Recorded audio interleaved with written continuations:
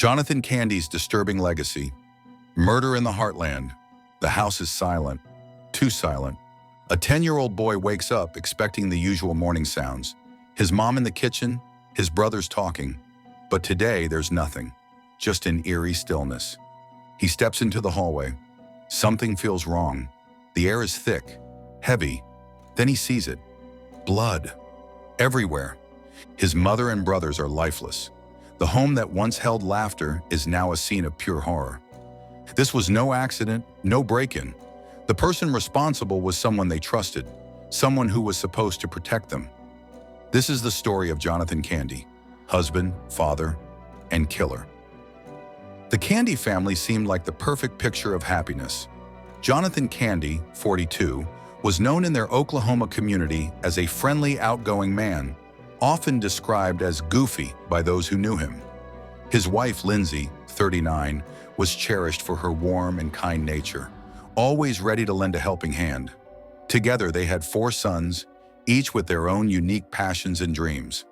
Dylan, the eldest at 18, had recently graduated from Mustang High School. He was a talented musician with a deep passion for drumming, often spending hours perfecting his skills.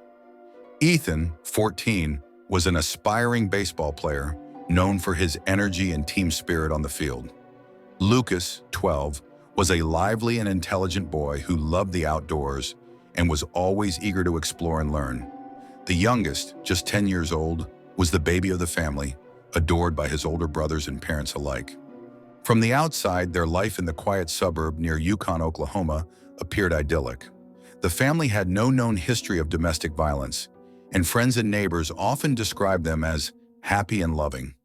In November 2022, Jonathan and Lindsay even appeared together in a local television interview, sharing their favorite bakery in Yukon and playfully discussing their love for its treats.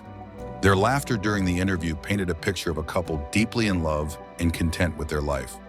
But as with many families, not everything was as it seemed behind closed doors. On the evening of April 21st, 2024, the Candy household went about its usual routines. The youngest son went to bed early. He slept soundly, unaware of the storm brewing within the walls of his home. In another part of the house, tensions escalated. An argument broke out between Jonathan and Lindsay. The specifics of their disagreement remain unknown, locked away forever in that tragic night. Was it a culmination of suppressed frustrations? A moment of unexpected rage? No one can say for sure. What is known is that this altercation set off a chain of events that would shatter the facade of their perfect family and leave a community grappling with unanswered questions. As the night wore on, the house fell silent. Outside, the neighborhood was peaceful, with residents tucked away in their own homes, unaware of the tragedy unfolding nearby. The Candy family's home, once filled with laughter and love, had become the scene of an unimaginable horror. The following morning, the youngest son awoke, and his world forever changed. Before we continue, if you're captivated by unraveling chilling mysteries and delving into real-life crime stories, don't forget to hit that like button. It helps us bring more cases into the spotlight. Make sure to subscribe and tap the notification bell so you're always in the loop. You never know which mystery will crack next. And trust me, you don't want to be left in the dark. And if you know someone as obsessed with true crime as you are, share this video, because some mysteries deserve more attention, and together we can uncover the truth. As he stepped out of his bedroom, the familiar creaks of the wooden floor seemed louder than usual. The usual morning sounds, the clinking of dishes, the murmur of his family's voices, were absent. Venturing further, he noticed a red stain on the carpet. He followed the trail, each step heavier than the last. Entering the living room, the horrifying scene unfolded before him. His mother, Lindsay, lay motionless, a pool of blood around her. Nearby, his brothers, Dylan, 18, Ethan, 14, and Lucas, 12, were also lifeless, each in different parts of the house. In a state of shock, the boy noticed his father, Jonathan Candy, slumped in a chair, a firearm resting beside him. It was evident that a horrific act had taken place. Summoning unimaginable courage, the boy dialed 911, his hands trembling, his voice barely audible as he reported the unthinkable. Within minutes, police arrived at the scene. Officers, seasoned by years on the force, were taken aback by the sheer brutality. Master Sergeant Gary Knight later described it as nothing short of a massacre. Investigations revealed that Jonathan had an altercation with Lindsay during the night.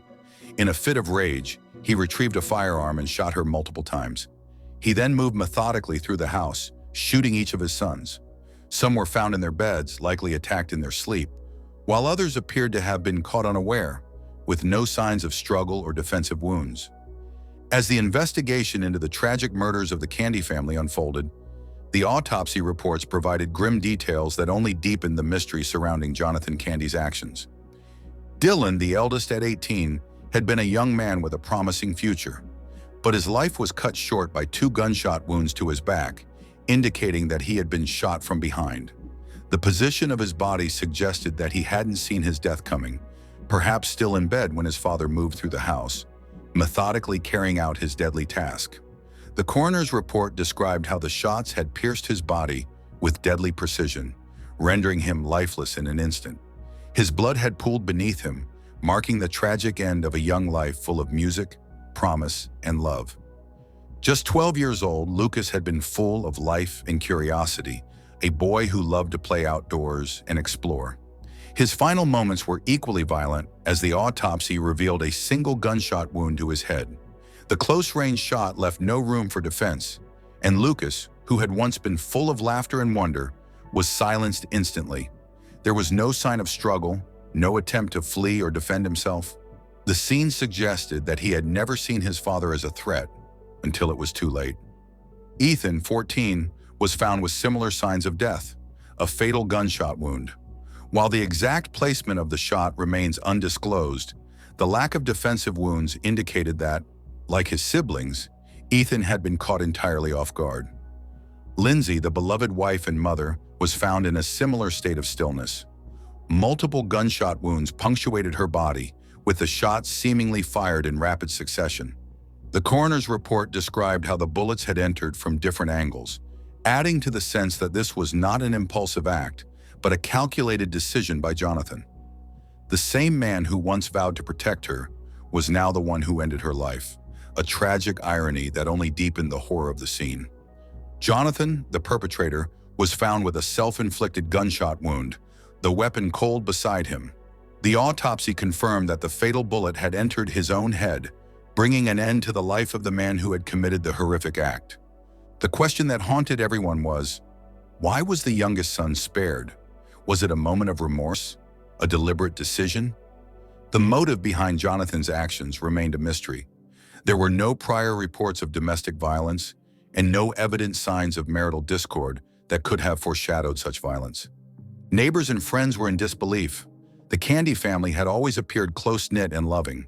As investigators combed through the house, they found no signs of forced entry, reinforcing the conclusion that this was an internal act.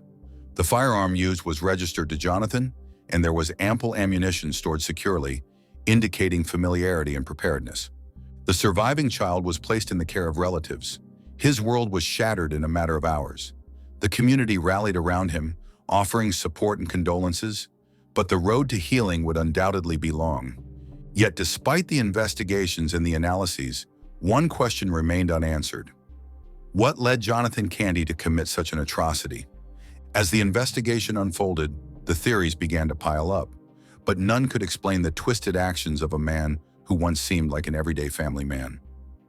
The tragic events that unfolded in the Candy household have left many searching for answers. While Jonathan had openly discussed his struggles with depression, those around him noted that he never exhibited violent tendencies. Mental health issues, especially among men, can often be concealed, leading to questions about whether Jonathan was silently battling inner demons that eventually led to this tragic outburst. Investigators delved into the possibility that financial stress or personal crises might have contributed to Jonathan's actions. However, no concrete evidence has emerged to suggest that financial woes or job-related issues played a role in the tragedy. The manner in which Jonathan carried out the killings has led to the hunting theory. Authorities described the scene as a massacre, with Sergeant Gary Knight stating that the children were hunted down and killed. This raises questions about whether Jonathan meticulously planned the murders or acted impulsively. Additionally, the decision to spare the youngest son adds to the enigma. Speculation suggests that Jonathan might have had a different relationship with this child or experienced a moment of guilt, leading him to spare him. Another theory points to the pressures that Jonathan may have faced as the head of the household, responsible for his family's well-being.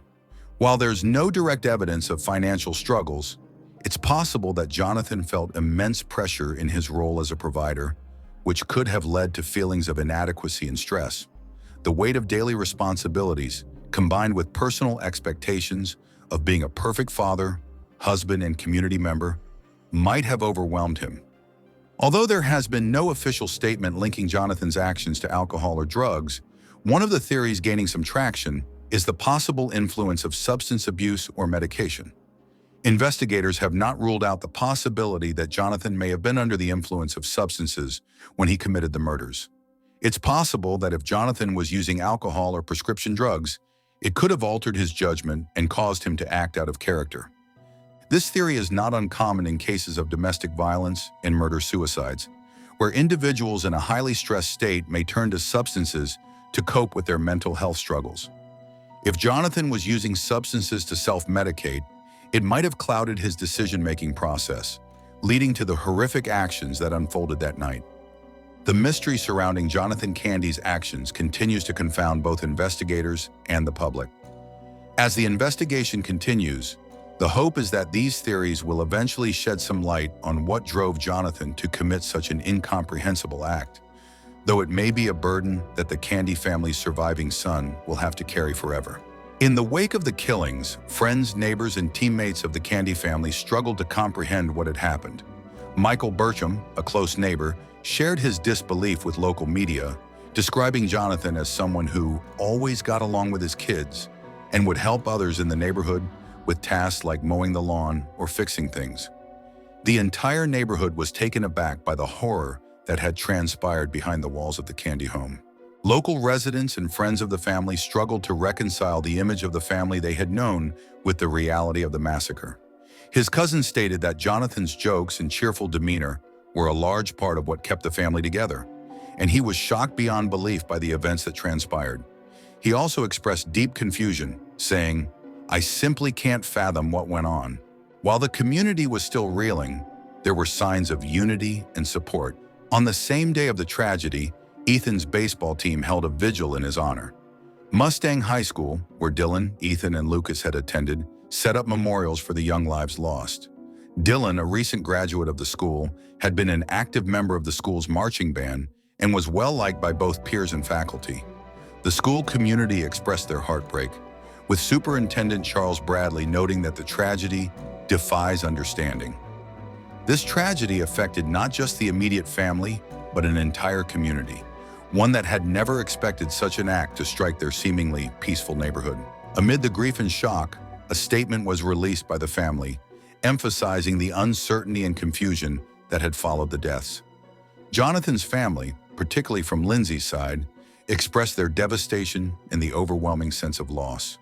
They mourned not just the sudden deaths of their loved ones, but also the fact that they would never have answers to the most haunting question of all: why? Though filled with sorrow, the statement made it clear that Lindsay's side of the family would not let Jonathan's name define the tragedy. Instead, their focus shifted entirely to the surviving 10-year-old boy. "My nephew is a sweetheart, and he's going to need a lot of help to get through this," said Brent Remorowski, the boy's uncle. The surviving son has been placed in the care of Lindsay's family, and efforts to provide him with emotional and psychological support have been ongoing. His uncle, Brent, expressed concern for what might happen when the media attention dies down. "I just think about when all the attention ends and everything," he said. "That's when the real work will start." The family has made it clear that the focus will be on healing and ensuring the young boy's well-being. A GoFundMe campaign was set up to support the child's future needs, including counseling, education, and any other resources required to help him cope with this unimaginable loss. As the days passed, the mystery of why Jonathan Candy committed such an atrocity only deepened. Police Sergeant Gary Knight called the crime scene unspeakable, describing the way Jonathan systematically went through the house, shooting and killing his family members? What made this tragedy even more chilling was the fact that Jonathan spared the life of his 10-year-old son. The reasons behind this decision are unknown and, as investigators point out, will likely remain a mystery. It's unclear what made him want to go through the home, killing the children, said Knight. What is clear, however, is that the Candy family's surviving son will carry the weight of this trauma for the rest of his life. This case, though officially closed, continues to raise more questions than answers. The mystery of why Jonathan Candy, a seemingly normal, loving father, decided to take such horrific actions will never be fully resolved. The lingering questions about his motives may never be answered, but the pain of those who love the Candy family remains a deep and unresolved wound in their community.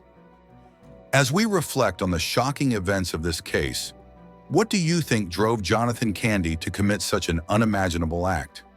Was it a momentary breakdown, or was there something deeper that went unnoticed? Let us know your thoughts in the comments below. This heartbreaking story serves as a reminder to hug your loved ones a little tighter, as we never know what challenges others may be silently facing. Mental health matters, and it's crucial that we seek help when needed and always be there for one another. If you found this story impactful, don't forget to like, share, and subscribe for more true crime cases.